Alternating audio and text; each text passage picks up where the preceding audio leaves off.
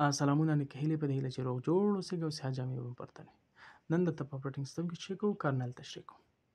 کرنل د اپریټینګ سیسټم لپاره د کور حیثیت لري، د یو هستې حیثیت لري، کوم چې د سافټویر اپلیکیشن او د هارډویر ترمنځ د بریج شکل فنکشن ترسره کوي. دغه کرنل چې دا سیسټم ریسورسز لکه سی پی یو، میموري، ډیوایسز د دوی منیجمنت کوي او د دوی له مؤثره کارکردګۍ څخه ځان اطمینان کوي. همدارنګه د پروګرام رن کېدل، د فایل اکسس کېدل او د ډیوایسونو کنیکشن هم چې کوي مدیریت یا هندل کوي. لکه څنګه چې کرنل د اپریټینګ سیسټم لپاره د کور حیثیت لري، نو یوزر انټرفیس جوړوي د فایل سیسټم منیجمنت لپاره، نتورک سرویسز لپاره او همدارنګه یوزر ته د دې قابلیت ورکوي چې سیسټم سره ارتباط برقرار کړي. اوبجیکټیوز اف کرنل دا دي چې د یوزر لیول اپلیکیشن او د هارډویر ترمنځ کمیونیکیشن، تصمیم گیری د سټیټ چې کوم سټیټ پروسس ته شي را داخل شي، ډیسک منیجمنت کنټرول او میموري منیجمنت کنټرول او ټاسک منیجمنت کنټرول پکې شامل دي. راځو اول ټایپس اف کرنل وایو، وروسته له هغې بیا فنکشن اف کرنل ته راځو. ټایپس اف کرنل کې چې د اول مونولیټیک کرنل ده. د مونولیټیک کرنل هدف یا مطلب دا ده چې ټول اپریشن په یو کرنل سپیس کې ترسره کیږي. یوزر سپیس ته بیخي نه پاتې کیږي کار، ټول په یو کرنل سپیس کې ترسره کیږي. دا چې دا په چې دا کمپوننت یو بل پورې چې دي ډیپند دي، تړلي دي او سایز د کودونو چې دا هیوج یا غټ او کمپلیکس مغلق ده، لکه یونیکس، لینکس، اوپن وی ام اس، ایکس ټي اس 400. بل څه ده مایکرو کرنل.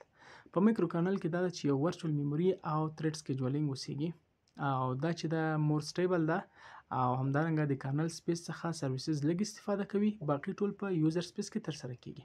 مطلب دا چې نیم خدمات یا سرویسز په هغه کې دي کرنل سپیس کې دي او نیم خدمات په یوزر سپیس کې دي، لکه ماچ، L4، امیګا او مینکس او کې 240. بل څه دا هایبرید ده. هایبرید کې چې دا دواړه مونولیټیک او مایکرو کرنل دواړه پکې شامل دي چې په دې کې موډیلریټي او سټیبلیټي کیږي.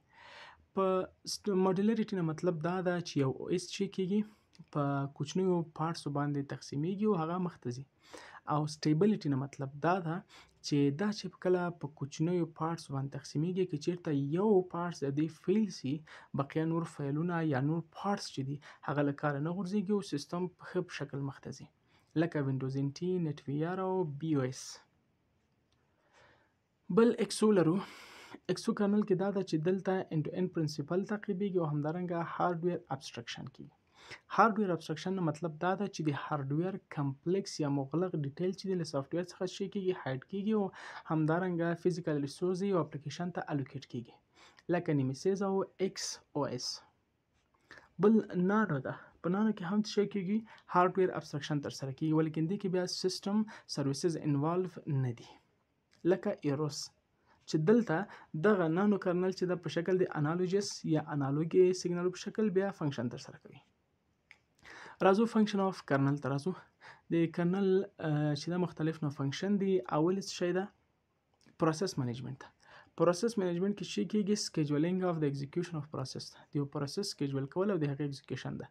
کنټیکست سویچ ده په مابین د پروسس کې، همدارنګه د یو پروسس جوړېدل او ختمېدل. دویم څه شی ده میموري منیجمنت ده، د یو میموري الوکیشن، ډي الوکیشن، د ورچوال میموري هغه منیجمنت کول، همدارنګه د میموري پروټیکشن او شیرینګ ده. دریم برخه چې دا ډیوایس منیجمنت ده، انپوټ اوټپوټ ډیوایسز دي او همدارنګه دوی ترمنځ او د هارډویر او د سافټویر ترمنځ هغه کوم انټرفیس چې ده، همدارنګه دوی د ډرایور د ډیوایس ډرایور کمیونیکیشن هندلینګ ده. بل چې فایل سیسټم منیجمنت ده. فایل سیسټم منیجمنت دا چې د فایل سٹور کول، د هغې اپریشن، د هغې ماونټینګ ان ماونټینګ او همدارنګه انټرفیس د اپلیکیشن او هارډویر چې د فایل سیسټم انټرفیس څنګه تر اپلیکیشن پورې ترسره سي، یا فار مثال اپلیکیشن اوپن کېدل کلوز کېدل د دوه دغه فنکشن د هارډویر او سافټویر دغه یو انټرفیس کول دي. بل ریسورس منیجمنت ده. مانیجینګ سیسټم ریسورس، د سی پی یو ټایم، ډیسک سپیس، نیټورک بندویډ د دوی چې کول منیجمنت کول دي. الوکیټ او ډي الوکیټ د ریسورس ده کوم چې ضرورت ورته لري، همدارنګه د ریسورس د استعمال د هغوی د انفورس او لیمټ او نه لیمټ د ټولو منیجمنت کول او مانیټرینګ کول د چا کار ده؟ ریسورس منیجمنت کار ده. بل سکیورټي او اکسس کنټرول ده. سکیورټي او اکسس کنټرول ده چې انفورس اکسس کنټرول پالیسیز دي، یو فایل اکسس کول یا فار مثال د ریسورس اکسس کول په انفورس شکل سره، یا همدارنګه پرمیژن او اتنټیکیشن د یوزر سیستم ته، همدارنګه د هغې سکیورټي او انټیګریټي څخه ځان اطمینان حاصلول دي. بل دا د انټر پروسس کمیونیکیشن ده. کمیونیکیشن په مابین د څه شي پروسسو کې همدارنګه یو میکانیزم چې دوی څنګه یو بل سره میسج پاس کوي، څنګه میموریان یو بل سره چی کوي شیر کوي، دا د انټر پروسس کمیونیکیشن میکانیزم ده. نو دا تر دې ځایه پورې زموږ تاسو هغه کرنل چې په خلاص شکل هم تشریح کړ، د هغو فنکشن هم تشریح کړ، د هغو ټایپس هم تشریح کړ، خپل کرنل مو هم تشریح کړ، د هغه ابجکټیوز مو هم ویلې. که چیرته تر دې ځایه کوم سوال پوښتنه لرئ کولی شئ په کمنټس کې پرېږدئ. شارټ او زر که تشریح کوم چې هغه کوم مهم نقاط وي هغه ترنه واخلو، او اضافه هغه کوم مثالونه چې کتاب کې ورکول شوي دي او اضافه چې وخت ضایع کوي هغې څخه موږ تاسو چی کوو جلوګیري کوو. خوشحاله وخت ولرئ، ښې شیبې، الله مو مل شه.